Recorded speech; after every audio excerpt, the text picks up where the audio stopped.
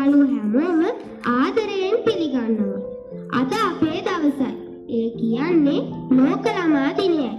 මං හිතනවා මගේ චූටි යාළුවන්ට ලෝක ළමා දිනය ගැන ටිකක් කියලා දෙන්න. මම මුලින්ම කියලා දෙන්න ළමයෙක් කියන්නේ කවුද කියලා. නන්දා මාළනී නැන්දා ඒක ගීයකින් අපිට ලස්සනටම කියලා දීලා තියෙනවා. මල් කියන්නේ කාට කාට ළමයින්ටයි පාට පාට පෙලක් ලමුන් සුවඳ පෙලයි පෙලක් ලමුන් හරිම හැඩයි. ඒ ගීතේ කියුණා වගේම අපි හැඩයෙන් පාටින් උගත්කමින් වෙනස් වුණාට අපි හැමෝම මල් කියන එක. මේ පුංචි මල් වෙනුවෙන් තමයි මේ ලෝක ළමා දිනය පැවැත්වෙන්නේ.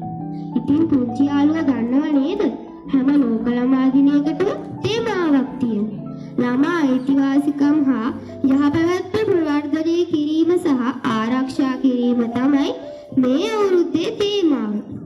හැම රටක්ම එකතු වෙලා ළමයින් වෙනුවෙන් දිනයක් වෙන් කළා තියෙනවා. ඒ තමයි ඔක්තෝබර් 1 වෙනිදාට එදිලා තියෙන්නේ. වෙනදාට පාසලේ ඉගෙන ගන්න අපි එදාට සෙල්ලම් කරනවා. පාසල් මට්ටමින් විවිධ වැඩසටහන් පවත්වනවා. ඒදා අපේ දවස නිසායි. වර්තමානයේ ළමා නිවාසවල පාර දෙපැත්තේ ළමයින් අනාථ කරලා දාලා යන විදිහට මට නම් හිතෙන්නේ වැඩිහිටියන්ගේ අවධානය මදිටත් කියලා. ඇයි අපි වෙනුවෙන් එක දවසක් වෙන් කළා තියෙන්නේ? අවුරුද්දේදී 365ම අපි වෙනුවෙන් වෙන් කළා තියෙනවා නම් හොඳයි කියලායි මට හිතෙන්නේ.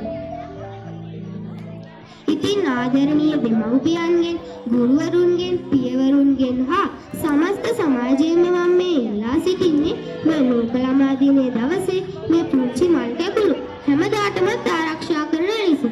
ඉතින් වැඩිහිටියන් අප ඒ වගේ කැප කරලා ආරක්ෂා කරනකොට අපිට පුංචි වගකීමක් තියෙනවා. ඒ තමයි අපිට මේ ලෝකේ සුවඳ කරන්න. ඉතින් අපේ මේ සුන්දර ළමා කාලය වැඩිහිටියන් වගේ හැසිරিলা විනාශ කරගන්නේ නැතුව ඒක විඳින්න ඕනේ. එතකොට අපි හොඳට ඉගෙනගෙන ලස්සන සුවඳ මල් වගේ